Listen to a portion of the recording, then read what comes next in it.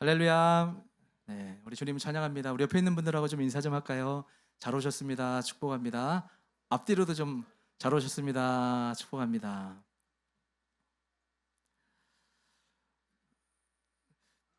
이제 장마가 이제 그쳤겠다 이런 생각을 좀 했는데 다시 또 이렇게 비가 많이 와서 집안의 식구들 어, 비 난리 또 어려움은 없는지 걱정이 되었습니다. 사실 한 주간 지나오면서 우리 성도님들 중에 또 비 때문에 좀 걱정했던 분들도 계셔서 따로 기도도 하고 또 특별한 연락을 받은 건 없지만 어, 전 지역에 어려움 당하는 분들은 없을까라는 생각을 하면서 한 주간을 보냈던 것 같습니다. 집안 식구들 중에 비로 인해서 어려움 당하신 분들 안 계시죠? 안 계셨으면 좋겠습니다. 어쨌든 계시든 또 안 계시든 앞으로도 주님의 은혜로 잘 지냈으면 하는 바람이 있습니다. 또 이와 같이 우리가 살아가는 삶에 파도치는 그 바다를 항해해 봐야 잔잔한 바다의 감사를 깨닫는 것이 인간의 늘 한계이고 모습인 것 같습니다.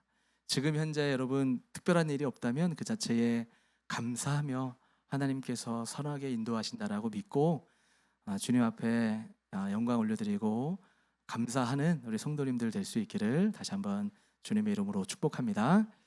자, 이 시간 우리 성도님들과 느헤미야 말씀을 제가 준비했습니다. 느헤미야 말씀이 사실 너무나 우리에게 오늘 같은 날에는 특별히 더 한번 생각해 볼 말씀이겠다라는 감동을 주셔서 느헤미야 1장을 준비했습니다. 특별히 설교 제목을 느헤미야의 관심사라고 정했습니다. 예수님이 십자가 지시기 위해서 예루살렘에 입성할 때입니다. 예수님은 제자들에게 예루살렘에 가서 나귀 한 마리를 끌고 오너라 라고 명하셨습니다. 그러고선 혹시 어디에 쓰시려고 합니까? 라고 묻거든 주가 쓰시겠다고 하라 라고 말씀하셨을 때 제자들이 갑니다. 갔더니 나귀가 있어요. 그래서 나귀를 가져가려고 하니 왜 가져가십니까? 라는 질문 앞에 주가 쓰시겠다고 이렇게 말씀하셨습니다 라고 할 때 즉시 그 나귀를 내어줬습니다. 주가 쓰시겠다라는 그 말을 생각하면 생각할수록 저는 개인적으로 참 좋습니다. 은혜가 되기도 하고 주님께서 쓰시겠다고 할 때 쓰임받는 그런 존재의 감격이 무엇으로 표현할 수가 있을까요? 저는 나귀의 입장에서 한번 생각을 해보았습니다. 자신은 아직 어리고 사람을 태워본 경험이 없을 겁니다. 그런데 갑자기 발탁된 거죠. 처음으로 나귀가 사람을 태우고 뒤뚱뒤뚱 거리며 겨우 한 발짝 한 발짝 걸어가는데 수많은 사람들이 이 나귀 앞에 종려나무를 깔고 호산나 외치고 환호하는 모습을 볼 때 열광하는 모습에 이 나귀가 이런 생각을 했을 겁니다. 내가 지금 태운 분이 대단한 분이구나 라는 생각을 하며 주께서 쓰시겠다라고 하시며 나같이 경험 없는 이 나귀를 선택해 주신 그 하나님께 무한 감사를 하지 않았겠습니까? 하나님께 쓰임받는 일은 이렇게 참으로 영광스러운 일입니다.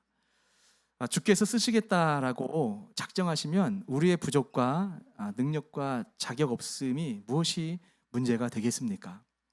그렇다고 우리는 손 놓고 아무것도 안 해도 된다라는 의미는 아닙니다. 또 물론 무엇을 갖추는 것이 하나님께 쓰임받을 수 있는 조건은 아니지만 하나님께 쓰임 받는 사람들의 그 모습을 보면서 우리가 무엇을 배울 수 있을까를 우리가 늘 생각하는 것은 중요한 신앙적 태도라고 저는 생각을 합니다. 하나님께 쓰임 받는 사람들의 특징에 대해서 사도 바울은 디모데후서 2장 21절을 통하여 그 공통점을 이렇게 말씀을 했습니다. 우리 같이 한번 읽어볼까요? 시작. 그러므로 누구든지 이런 것에서 자기를 깨끗하게 하며 귀히 쓰는 그릇이 되어 거룩하고 주인의 쓰심에 합당하며 모든 선한 일에 준비함이 되리라. 아멘. 자, 여기 여러 그릇들을 우리 주님께서 말씀을 하셨는데, 주님께서 귀 쓰는 그릇의 특징이 뭐죠? 깨끗함입니다. 쉽게 말하면 깨끗한 사람을 쓰시겠다라는 겁니다. 금그릇, 은그릇, 나무그릇, 질그릇 여러 그릇이 있지만 우선적으로 깨끗해야 쓰임을 받을 수 있다라는 겁니다.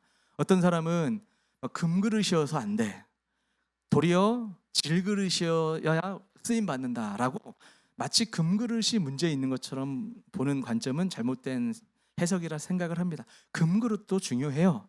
근데 금그릇이든 질그릇이든 중요한 것은 자신이 깨끗하게 하나님 앞에 드리기를 힘쓰는 존재가 될 때 주님께서 사용하신다라는 것을 말씀을 하고 있습니다.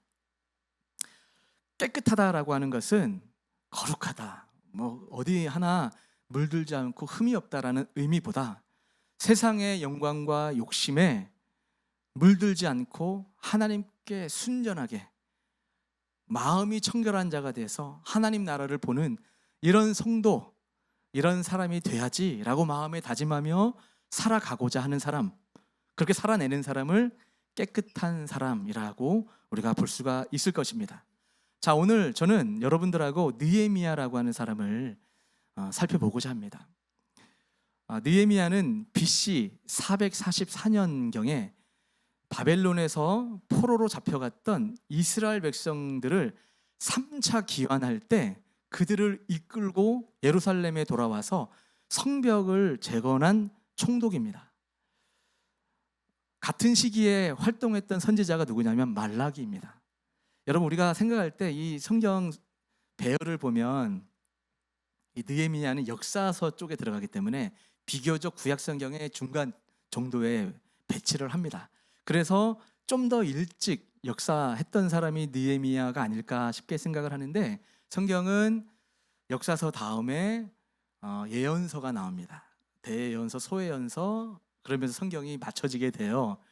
느헤미야는 말라기 선지자가 활동했던 그 시점에 사실 예수님이 오시기 전 모든 것들에 대해서 예언하고 길을 준비했던 아주 중요한 선지자가 느헤미야입니다.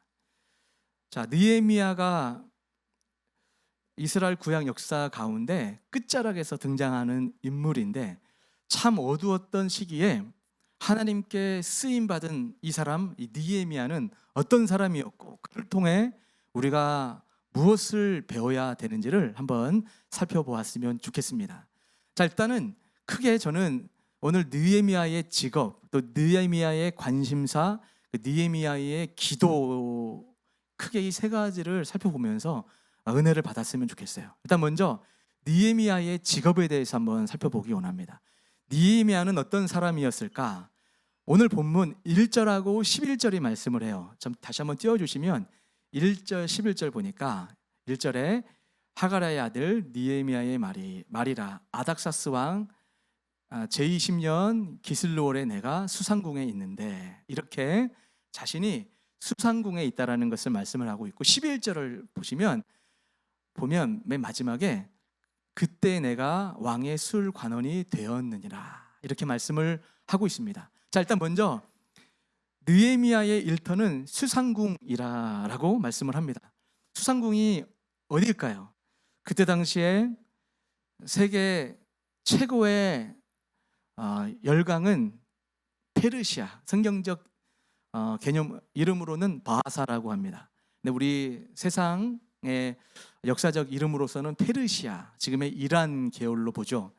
그 바사, 페르시아에서 그 페르시아의 수도이면서 왕이 사는 곳이 어딜까요? 이 수상궁이란 말이에요. 우리나라의 경복궁이라 보시면 됩니다. 그곳에 지금 어떤 일을 하는 사람이라고요? 술 맡은 관원장. 우리가 이 술 맡은 관원장을 생각할 때 뭐 술상무나 뭐 주방장 정도로 생각하시면 안 돼요. 술 맡은 관원장 하면 우리가 요셉 이야기를 떠올릴 때 그 꿈을 해몽해 주어서 그 술 맡은 관원장을 구출시켜 주었던 그런 장면이 떠오르지 않습니까? 비슷해요. 그러나 특별히 이 페르시아 아닥사스 왕이 지금 통치하고 있었던 이 바사 페르시아에는 그 주변에 수많은 이 적국들이 있었겠죠. 적국들이 항상 그 나라의 왕들을 어떻게 죽였냐면 독살로 많이 죽였습니다. 제가 역사신학을 공부하면서 우리 대한민국의 역사를 깊이 파헤치신 어느 교수님이 계세요. 그 교수님이 우리 세상 역사에서는 깊이 다뤄지지 않았지만 알다시피 언더우드 선교사가 기독교인이고 고종 황제 옆에서 지근거리에서 성경을 가르쳐주고 옆에서 많은 지식을 전달해 주었던 거 여러분 혹시 아십니까? 고종 황제가 어떻게 죽었느냐 할 때 이 역사 우리 교수님은 일제의 독살로 인하여 암살됐다라고 봐요. 근데 여러 가지 이유가 있지만 하여간 믿거나 말거나 같지만 저같이 역사서를 살펴보는 사람 입장에서는 일제 치하의 독살로 고종이 그냥 이유 없이 의문사로 죽어요. 그래서 그것을 볼 때 암살당한 것이 분명하다. 그 근거들이 있어요. 기록과 근거들로 이야기를 하는데 차차 이런 것들이 시대 가운데 드러나지 않을까라는 생각을 하게 되는데 그것이 지금 중요한 부분은 아니지만 이 페르시아 바사 왕 아닥사스 왕에게는 항상 정적들이 무엇으로 죽이려고 했냐면 독살을 한단 말이에요. 독살을 할 때 이 술 맡은 관원장은 어떤 역할을 하는가? 술을 제조할 때 처음부터 끝까지 관여합니다. 직접 감독을 하고 이제 술이 완성이 돼서 왕에게 이제 드려질 때 먼저 왕이 보는 앞에서 술을 맛봅니다. 이것이 독이 있는지 없는지, 그러니까 얼마나 가까운 사람이고 신뢰하는 사람인지 알 수가 있죠. 이게 바로 느헤미야 술 맡은 관원장이었다라는 것을 우리에게 가르쳐주고 있습니다. 그러니까 늘 왕 가까이 있었기 때문에 국사를 함께 의논하는 자리를 그냥 심심치 않게 참여할 수 있었다라는 것을 우리가 충분히 이해할 수가 있습니다. 왕의 총애를 받는 직책이었고 요즘으로 하면 대통령 비서실장 같은 개념입니다. 이런 것들이 관계적으로 가까이 있는 사람이 사실은 우리 세상 정치사에서 중요한 것처럼 이 문고리가 위험한 겁니다. 무서운 사람들이에요. 권력자 옆에서 어떤 정보를 가지고 행사할 수 있는 사람이 사실상은 실력자라고 평가받을 수 있죠.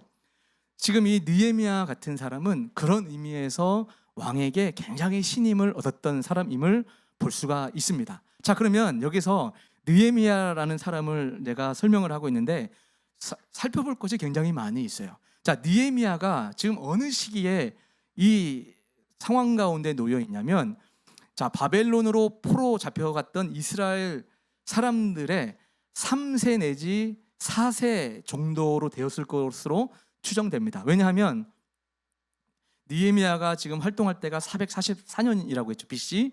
근데 유다가 바벨론에게 멸망당했던 해는 BC 586년도예요. 586년도 70년을 이제 제외하고 합쳐보면 거의 140년이라는 시간이 흘렀습니다. 140년이라는 시간이 흘렀을 때 우리 지금 기억나시죠? 한 몇 달 전에 에스더서를 새벽 말씀으로 살펴보지 않았습니까? 에스더서를 살펴볼 때 아하수에로 왕 기억나시죠? 아하수에로 왕의 아들이 아닥사스 왕이에요. 자, 그러면 아하수로의 아들이 아닥사스면 아하수로의 와이프가 누구죠? 에스더. 에스더를 뒤에서 유대의 나라를 지키기 위하여 하나님 중심적으로 좋은 역할을 했던 인물이 누구죠? 모르드게. 모르드게와 에스더가 유대 나라를 지키기 위하여 얼마나 열심히 한 20년 정도 시간이 소요가 됐거든요. 그때 하만이라고 하는 사탄으로 대비할 수 있는 이 하만으로 인하여 유대 민족이 멸절될 수 있는 그 시기에 이 에스더와 모르드게 덕분에 이스라엘 백성들이 구원을 받게 된단 말이에요. 그 분위기 가운데 아하수에로 왕의 아들인 아닥사스가 통치하고 있는 이 상황에 느헤미야가 지금 등장을 하죠. 무엇을 추측해 볼 수 있을까요? 느헤미야라고 하는 사람은 모르긴 해도 에스더와 모르드게 같은 신앙의 거장에게 많은 영향을 받았던 것으로 보여집니다. 느헤미야라고 하는 사람이 지혜롭고 행정력도 있고 탁월한 면도 있지만 그 본인 한 사람의 탁월함만 있는 것이 아니라 결국은 느헤미야라고 하는 이 직업과 현재 모든 과정 가운데 느헤미야라는 사람을 통하여 하나님께서 무언가 뜻을 이루시기 위한 주님의 계획하심이 담겨 있다라는 겁니다. 자, 제가 지금 무엇을 말씀을 드리냐면, 사랑하는 우리 예수원교회 성도 여러분, 우리가 살아가는 삶 가운데 여러분이 처해져 있는 그 위치가 있어요. 직업일 수 있고 그 어떤 상황 가운데 하나님께서 여러분을 그 자리에 머물게 하신 데에는 뜻이 있단 말이에요. 그 뜻을 우리가 생각할 수 있는 영적인 여러분 통찰력을 가지고 여러분이 현재 살고 있는 상황들을 이해한다면 아마 영적인 여러분의 시야가 열릴 수 있다라고 생각합니다. 느헤미야는 자신도 스스로를 잘 관리한 사람이었지만 무엇보다도 영적 통찰력을 가지고 있는 사람이다 보니 내가 이 자리에 있게 된 것, 특별히 술 맡은 관원장으로 수상궁에 있게 하신 것은 하나님의 보이지 않는 손길이 있다라는 것을 알았어요. 믿었단 말이에요. 그러면서 열심히 역할을 감당했던 것입니다. 자, 여기서 우리는 도전을 받아야 됩니다. 지위가 높고 낮음을 떠나 우리가 현재 처해 있는 그 자리는 우리의 노력과 수고의 결과 같아 보이기도 하지만 또 사실 일면 그렇게 볼 수도 있습니다. 하지만 하나님이 그 자리를 통해서 하나님께서 나를 통하여 이루시고자 하는 중요한 뜻이 있다는 거 여러분이 결코 잊으면 안 된다라는 겁니다. 느헤미야는 레위인이나 제사장이 아니에요. 종교 지도자가 아니라 세상 일반 직업을 가진 사람입니다. 총독이라고 이야기를 하고 있죠. 총독으로 처음에 3차 귀환 가운데 첫 번째 귀환을 할 때 70년이 차서 고레스 왕이라는 사람을 통하여 1차 귀환을 할 때 스룹바벨이라는 사람, 우리 기억나시죠? 지금 스가랴 말씀을 살펴볼 때 제가 기억나는데 앞장 나올 때 제가 스룹바벨 얘기를 했어요. 혹시 제가 새벽 샬롬 예수원 올려드리는 그거를 꼼꼼히 보신 분들은 스룹바벨이라는 사람을 제가 언급을 했단 말이에요. 스룹바벨이라는 사람이 느헤미야와 비슷한 지위를 역할을 했어요. 총독으로 1차 귀환을 합니다. 1차 귀환을 해서 이 스룹바벨을 중심으로 이스라엘 백성들이 한 5만 명 정도 귀환을 합니다. 그들이 했던 일은 성전을 짓는 거였어요. 무너졌던 성전, 70년 동안 회파되었던 성전 짓는 일에 열심으로 성전을 짓게 됩니다. 성전을 지었지만 우리 또 살펴보고 있죠. 학개와 스가랴 선지자가 활동할 즈음에는 돌아와서 열심히 성전을 짓는데 방해 세력이 많아요. 그래서 가까이에는 북이스라엘, 사마리아 사람들이 봤을 때 유대가 커지면 자신들의 정체성이 희미해질 것 같아서 계속 방해를 합니다. 내 외적인 방해 때문에 16년 동안 성전 이 공사가 중단되었을 때 학개 선지자와 스가랴 선지자의 권면과 메시지를 통하여 다시 성전을 짓게 되어 성전이 완공이 된다라고 하는 것이 스가랴와 학개 선지자의 말씀이란 말이에요. 자, 이렇게 성전이 어느 정도 지어졌습니다. 성전은 완성이 되었는데 그 이후에 에스라라고 하는 또 잘 아는 학사 에스라라는 사람을 통하여 2차 귀환을 합니다. 한 18만 명 정도 데리고 귀환을 합니다. 귀환을 해서 여전히 말씀과 예배의 부흥을 위하여 수고를 합니다. 그럼에도 불구하고 지금 오늘 본문 말씀으로 이제 들어가려고 할 때 느헤미야가 에스라를 통하여 말씀과 또 성전 운동, 예배 운동이 일어났을 때 얼마나 아름답게 하나님께서 일을 하실까의 기대감을 가지고 이 하나니라는 사람에게 지금 예루살렘 소식이 어떠하냐라는 질문, 이 부분을 물었더니 쭉 얘기하는 것이 오늘 본문 1절부터 11절까지의 말씀이 뭐냐? 느헤미야가 소식을 들었더니 성전이 이 성막이 다 회파되고 지금 자녀들과 부녀자들은 붙잡혀가고 능욕을 당하고 예배는커녕 하나 되지 못하는 그 모습을 보며 느헤미야가 금식하고 즉시 슬피 울며 기도하였다라, 그 말씀을 오늘 본문에서 하고 있습니다. 이것이 이 땅을 살아가고 있는 이 시대에 예수원 교회에 어떤 중요한 메시지가 있는지를 살펴볼 필요가 있다라는 겁니다. 자, 우리 주님은 교회에서만 일하시는 분이 아니라 세상 곳곳에 일하십니다. 지금도 느헤미야와 같은 하나님의 종이 일어나야 된다는 것을 우리에게 말씀을 하고 있습니다. 직장에 유익한 사람, 신실한 사람이 되어야 될 때 영향력을 가지고 시대에 하나님의 뜻을 이룰 수 있지 않을까라는 생각을 하면서 마태복음 25장 21절을 보면 우리 주님이 이런 말씀을 하셨습니다. 자, 마태복음 25장 21절 같이 한번 읽어볼까요? 시작. 그 주인이 이르되 잘하였도다 착하고 충성된 종아, 내가 적은 일에 충성하였음에 내가 많은 것을 내게 맡기리니 내 주인의 즐거움에 참여할지어다 하고. 아멘. 자, 느헤미야는 종교적 지도자가 아니라 일반 세상의 직업을 가진 사람이었는데 이스라엘을 지배하고 있는 바사 왕 아닥사스 왕을 열심으로 섬겼던, 자기 직업에 충실했던 사람이라는 것을 보여주고 있습니다. 그리고 아닥사스 왕이 느헤미야를 얼마나 신뢰했던지 나중에 아닥사스 왕에게 나가서 지금 우리 예루살렘이 지금 지경이 이러합니다. 저 좀 보내주시면 안 될까요? 라고 왕에게 청할 때, 왕이 보내주는 것을 보았을 때 물론 하나님의 역사도 있겠지만 아닥사스 왕이 보기에도 느헤미야라는 사람은 여러 면에서 신실했던 사람이라는 것을 보여주고 있습니다. 우리 사랑하는 성도 여러분, 교회에서뿐만 아니라 여러분의 직장 생활하는 그 어느 곳에든지 신실한 사람, 하나님 보시기에 사람 보기에도 인정할 만한 그런 모습으로 영향력 있는 성도님들 될 수 있기를 진심으로 축복합니다. 자, 이렇게 느헤미야의 직업에 대해서, 배경에 대해 살펴보았습니다. 자, 이제 중요한 부분으로 이제 넘어갑니다. 느헤미야의 관심사에 대해서 한번 살펴봤으면 좋겠어요. 자, 느헤미야가 수상궁에서 관원으로 재직하는 중 예루살렘을 다녀온 하나니를 만나게 돼요. 이 하나니가 누구냐 할 때 학자들은 느헤미야의 실제 형제가 아닐까라고 해석을 하기도 합니다.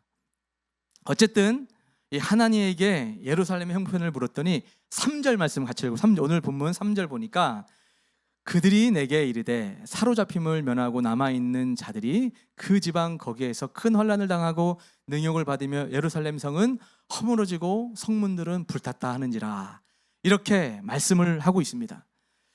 자, 예루살렘을 다녀온 하나니로부터 들은 소식은 예루살렘 백성들의 삶이 피폐해졌다라는 것을 전하게 됩니다. 앞에서 말씀드린 바와 같이 바벨론의 멸망에서 포로로 잡혀간 지 벌써 140년이라는 시간이 있었어요. 그 상황 가운데 주변 국가의 방해가 있긴 했지만 이 선지자들, 학계 스가랴 선지자의 활동으로 인하여 성전 건축이 재건돼 4년 만에 완공이 됩니다. 예배 생활이 회복이 되었을 것이고 다시 한번 여호와 중심으로 믿음 생활하겠다고 그런 시간들이 지나갔을 텐데, 성전은 재건되었지만 성전을 둘러싸고 있는 성벽이 허물어져 있는 상태다 보니까 그 결과로 말미암아 피폐해지고 정말 무너져 있는 그들의 모습을 보며 이 느헤미야가 얼마나 가슴 아파하고 눈물을 흘리는 모습을 볼 때, 여기 중요한 포인트입니다. 느헤미야의 관심사는 하나님의 영광과 하나님의 나라에 있었다는 거예요. 여러분 생각해 보세요. 느헤미야 정도가 되면 먹고 살만 할 거 아니에요. 권세와 힘을 누리며 편안히 살 수도 있는 위치, 그런 지위에 올라와 있는 사람인데 하나님의 백성인 나머지 하나님의 뜻을 알고 있는 사람이다 보니 이스라엘 백성들이 예루살렘에서 당하고 있는 그 일이 그 사람들의 일이 아니라 자신의 일로 받아들였다라는 것이 굉장히 중요한 메시지가 담겨 있는 겁니다. 충분히 내 자식, 내 가족, 나의 앞날만 봤을 때는 먹고 살기가 충분해서 여기가 좋사오니 하고 편하게 있을 법도 한데, 느헤미야는 그것이 중요한 것이 아니라 하나님의 나라, 하나님의 뜻이 어디 있을까? 어떻게 하나님의 말씀이, 하나님의 율법이, 하나님의 통치가 이루어질 수 있는가에 대해서 관심을 가지고 늘 살았던 느헤미야이다 보니 이런 고백을 하고 있는 것입니다. 그래서 4절에 내가 이 말을 듣고 앉아서 울고 수일 동안 슬퍼하며 하늘의 하나님 앞에 금식하며 기도했다라고 말씀하고 있습니다. 사랑하는 성도 여러분, 느헤미야가 살고 있는 곳은 스산궁입니다. 우리 청와대와 같은 곳이죠. 그런 곳에 지금 권력을 가지고 떵떵거리며 살 수 있는 그런 사람이었음에도 불구하고 느헤미야의 관심은 성벽 없는 성 안에서 고통당하는 백성에게 있었다라는 것을 우리에게 가르쳐주고 있습니다. 여러분, 성벽이 없다는 것은 그 시대의 어떤 의미냐면, 여러분 예루살렘 성전 가보신 분 혹시 계십니까? 예루살렘 성전을 가보게 되면 예루살렘 자체가 고지가 높아요. 그래서 예루살렘에 들어가려면 동그랗게 성이 쌓여져 있어요. 아수르와 바벨론이 유다를 침공했을 때 히스기야 시대 때는 공성전을 통하여 오랫동안 그들의 전쟁 가운데 성문을 걸어잠그고 공성전을 했을 때 유다를, 예루살렘을 침탈하지 못했단 말이에요. 그만큼 예루살렘이라고 하는 그 도시의 특징은 성곽이 그들의 안전을 담보한단 말이죠. 근데 이 성곽, 이 모든 담벼락이 다 무너져 있다 보니까 아무나 들어오는 거예요. 아무나 들어와서 약탈해가고 아이들 잡아가고 분해자들을 능욕하고 하는 이런 모습들을 이 느헤미야가 듣고 가슴 아파하고 눈물을 흘리는 그 마음 가운데 성벽이 없다는 것은 항상 불안하고 두려움을 느끼고 살아가는 이스라엘 백성들을 지금 보고 있는 것입니다.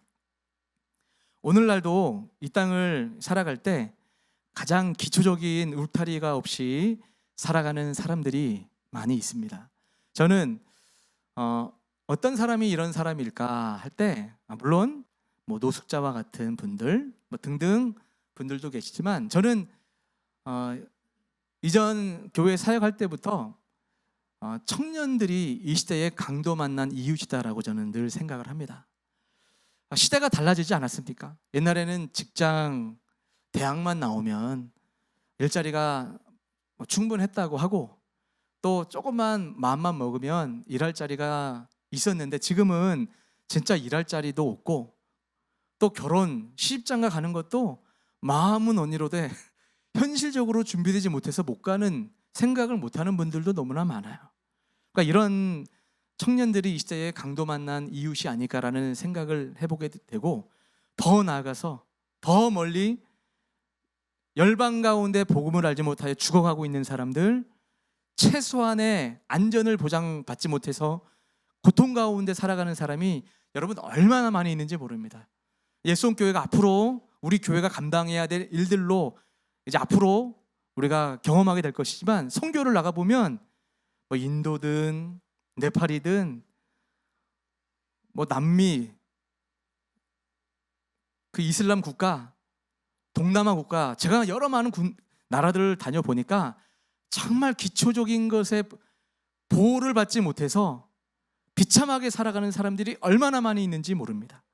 여러분, 우리 성도가 이 땅에 나 혼자 이 정도면 먹고 살만해 라고 하는 데서 그치지 않고 느헤미야처럼 하나님의 눈물, 아까 정호 형제가 찬양했던 찬양 가사처럼 주님의 관심은 생명이 또 생명을 얻게 하고 미랄이 되어서 구원받게 되는, 그것이 주님의 진정한 관심사로서 이 땅에 오셨을 때에도 어떤 사람을 찾아갔냐면 누구보다도 낮고 천한 사람들에게 찾아가셔서 그 하나님의 복음을 전하여 그들을 살려냈던 것을 우리가 볼 수 있지 않습니까?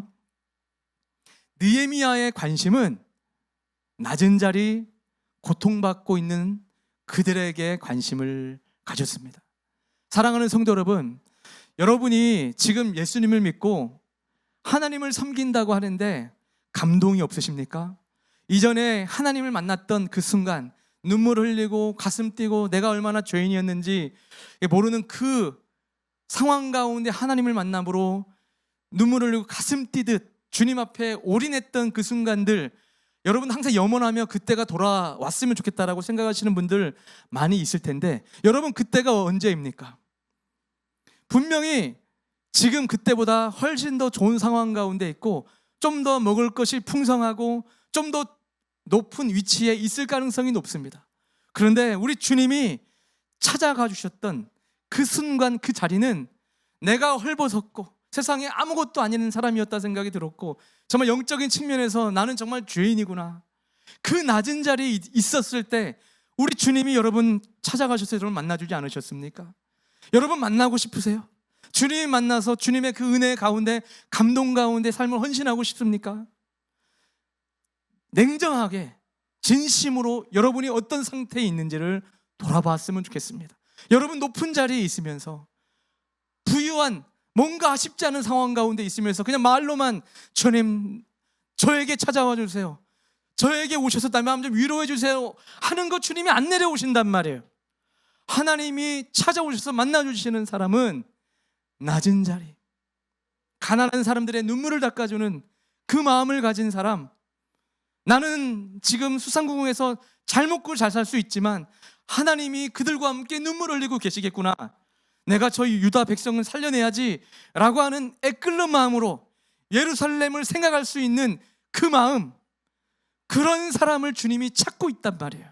그런 사람이 주님 앞에 쓰임받습니다. 세상의 안위와 세상적인 방법을 추구하며 하나님을 구하는 것은 저는 선포합니다. 하나님 만날 생각하지 마세요. 실망만 더 클 뿐입니다. 그러나 반대로 여러분 또한 선포합니다. 여러분의 자리가 세상 사람들이 어떠하든 간에 하나님의 마음으로 그들을 바라보고 그들 가까이 가서 그들의 마음을 어루만져 주시는 그런 마음으로 여러분들이 나아간다면 분명 그 자리에서 이전에 만났던 그 하나님의 감격을 다시 한번 경험하게 될 줄 믿습니다. 여러분 믿습니까? 우리가 회복되어져야 될 그 마음은 우리의 관심사입니다. 많은 교회와 많은 성도들이 신앙생활에 관심이 엉뚱한 데로 간 것 같아요. 저 또한 그러지 않으려고 애쓰는데 자칫 눈 감으면 엉뚱한 것이 내 인생의 목표가 되기도 합니다. 자, 마지막으로 느헤미야의 기도에 대해서 좀 살펴봤으면 좋겠어요. 자, 느헤미야는 예루살렘에 대한 소식을 듣고 슬퍼합니다. 그러나 슬퍼하고 주저앉아 있기만 하지 않았습니다. 느헤미야는 이 문제를 가지고 하나님께 나아가 금식하며 기도합니다.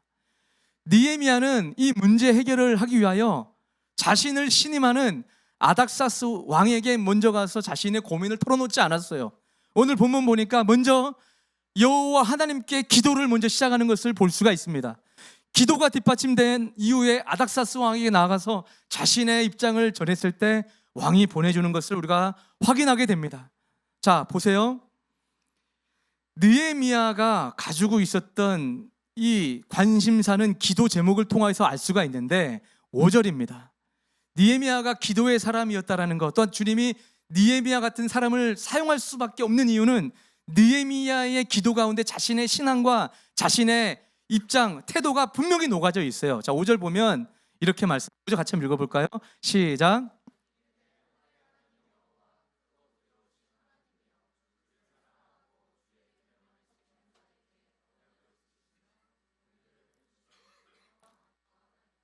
아멘.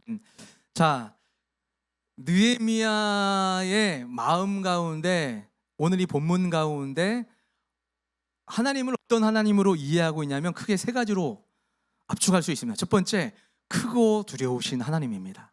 자, 느헤미야는 거대한 바사 제국입니다. 그들이 섬기는 어마어마한 성전이 바사 제국 안에 있단 말이죠. 그러나 그들은 그 신을 두려워했어요. 그런데 느헤미야의 이 고백 가운데 누구를 두려워하고 있죠? 여호와 하나님이 크고 두려운 분이시라는 신앙을 분명히 하고 있는 것을 볼 수 있습니다. 자, 신명기 7장 21절에 느헤미야라고 하는 사람은 모세가 일찍이 하셨던 이 말씀을 잘 알고 있습니다. 자, 읽어볼까요? 시작. 너는 그들을 두려워하지 말라. 너희 하나님 여호와 곧 크고 두려운 하나님이 너희 중에 계심이니라. 아멘. 느헤미야는 일찍이 모세의 오경, 모세의 입을 통하여 하나님이 주신 말씀, 너희들은 세상의 그 신들, 세상적으로 보이는 것들 두려워하지 마라. 도리어 두려워할 것은 여호와 곧 크고 두려운 하나님이 너희 중에 계심이라. 느헤미야는 무엇을 두려워했냐면 하나님을 두려워했습니다. 하나님이 우리와 함께하고 있다는 것을 믿었습니다. 그리고 그 하나님을 두려워했기 때문에 하나님 외에 다른 것들은 두려워하지 않는 것을 볼 수가 있습니다. 세상의 두려움을 이길 수 있는 비결이 뭔지 아십니까? 하나님을 두려워하는 거예요. 저도 두렵고 떨리는 일들이 많아요. 그럴 때마다 오늘 말씀을 보면서도 그래, 내가 하나님을 두려워해야지. 내가 왜 세상의 것을 두려워하는가? 정말 하나님을 두려워하지 않으니까 세상적인 것이 두렵게 느껴지는 거예요. 그런데 하나님이 두려웠게 경건한 두려움으로 주님을 볼 수가 있으면 세상적인 것들이 뭐가 두렵겠습니까? 하나님이 두렵지 않으니 세상의 것들이 두렵게 느껴지는 겁니다. 자, 두 번째, 느헤미야의 하나님에 대한 인식은 하나님은 언약을 지키시는 하나님이라는 거예요. 하나님은 언약을 지키시는 하나님, 하나님은 이랬다 저랬다 하시는 하나님이 아니라 약속한 것을 지키시는 하나님이라는 것을 느헤미야는 분명히 믿고 있습니다. 이것을 오늘 본문 8절 9절 말씀이 이렇게 말씀을 해요. 자, 8절 9절 8절 읽어볼까요? 시작. 옛적에 주께서 주의 종 모세에게 명령하여 이르시되 만일 너희가 범죄하면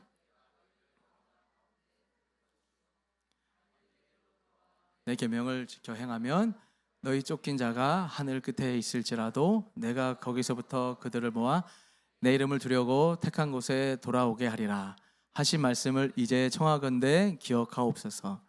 아멘. 자, 이 말씀 보니까 이걸 정말 잘 아셔야 돼요. 느헤미야의 기도 가운데 이스라엘 백성들이 포로에 잡혀갔던 이유는 이스라엘 백성들이 하나님께 신실하지 않았었던 그 이유 때문에 포로로 잡혀갔다는 그 고백을 하고 있지 않습니까? 그냥 하나님 앞에 아파하는 것이 아니라 하나님은 분명히 모세의 오경을 통해서 너희들이 하나님의 말씀을 멸시하고 순종하지 않고 이방신을 섬기면 너희들은 종살이하게 될 것이다 라고 말씀하신 대로 이스라엘 백성들이 하나님을 떠났어요. 우상을 섬긴 끝에 70년 동안 바벨론의 포로로서 종살이를 하게 됩니다. 그러나 거기서 그친 것이 아니고 말씀을 보게 되면 종살이를 했지만 너희가 깨닫고 다시 9절을 보시면 만일 내게로 돌아와 내 계명을 지켜 행하면 너희 쫓긴 자가 하늘 끝에 있을지라도 너희가 어떤 상황 가운데 놓여 있었다 할지라도 너희가 깨닫고 그래 우리가 이 하나님을 떠났기 때문에 이런 문제가 발생을 했지, 그래 주님 안으로 주님 품으로 돌아가자라는 결심을 가지고 주의 율법대로 살아가자라는 결심으로 주님께 돌아오면 다시 주님께서 택하신 곳 예루살렘이죠. 유대 나라로 다시 불러서 너희들을 복되게 하겠다라고 하신 그 말씀을 주님 신실하게 성취하시옵소서라고 말씀을 하고 있는 것입니다. 이게 바로 느헤미야가 하나님에 대한 이해라는 거예요. 굉장히 중요한 겁니다.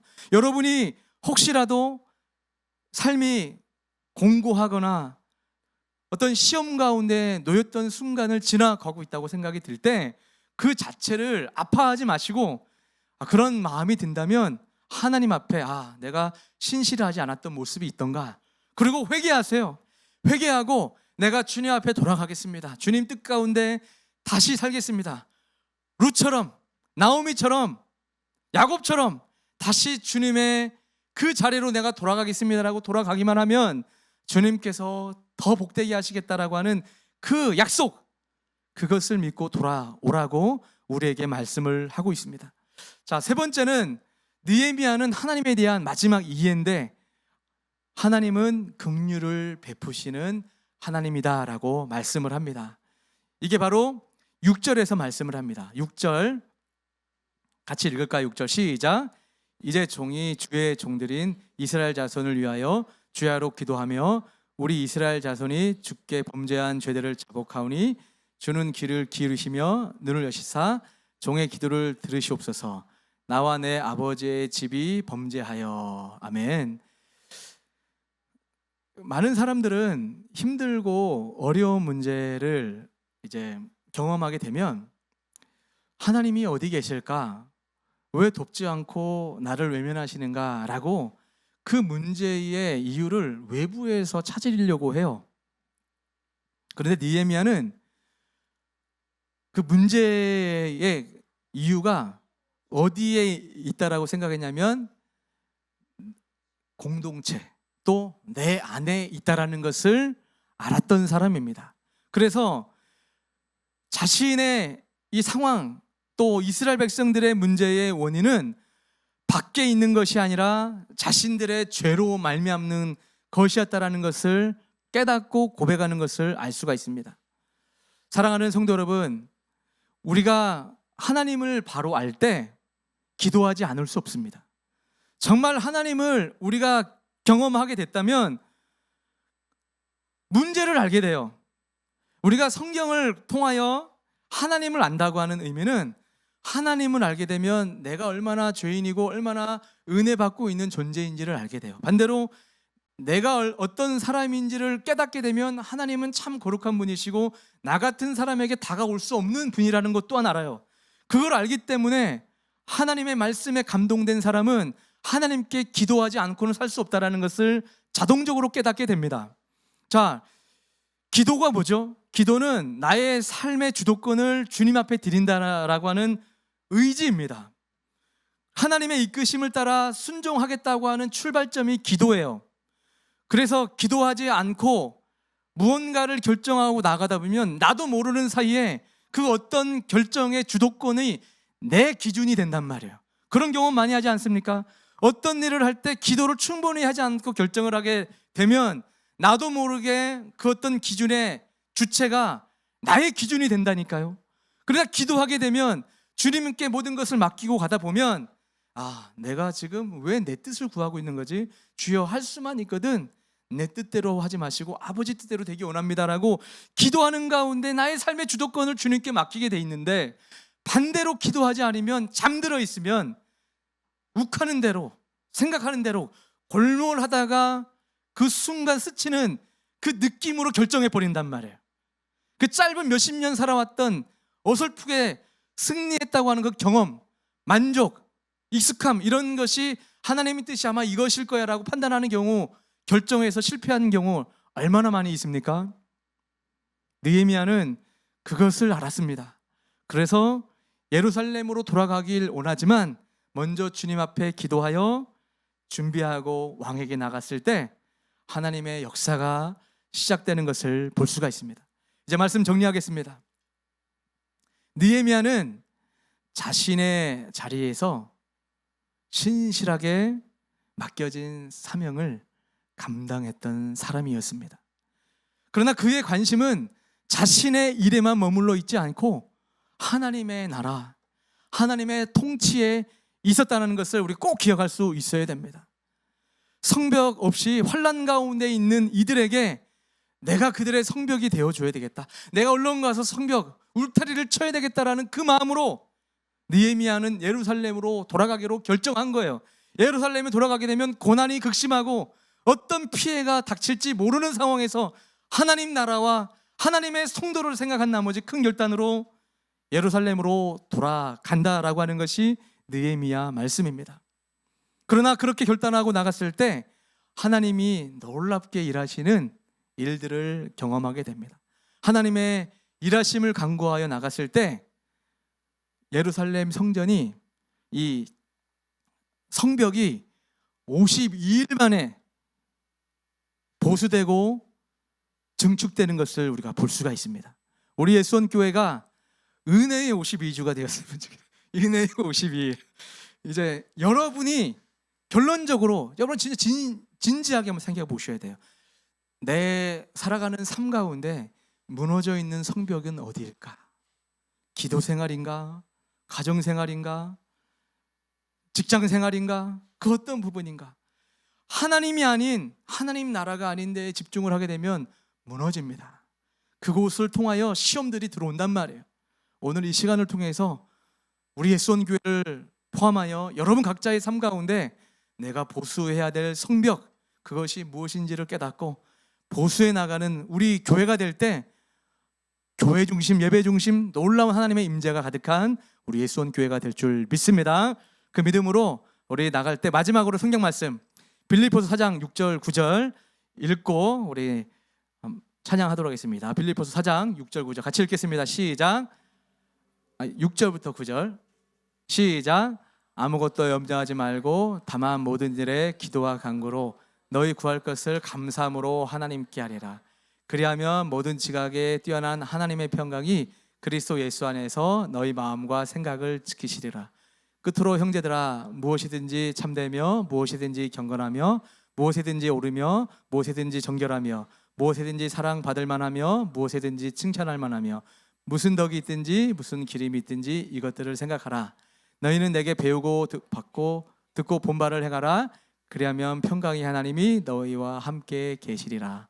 아멘. 우리가 이렇게 행하면 우리 예수원 교회 안에 이렇게 주님께서 함께 하심을 믿습니다.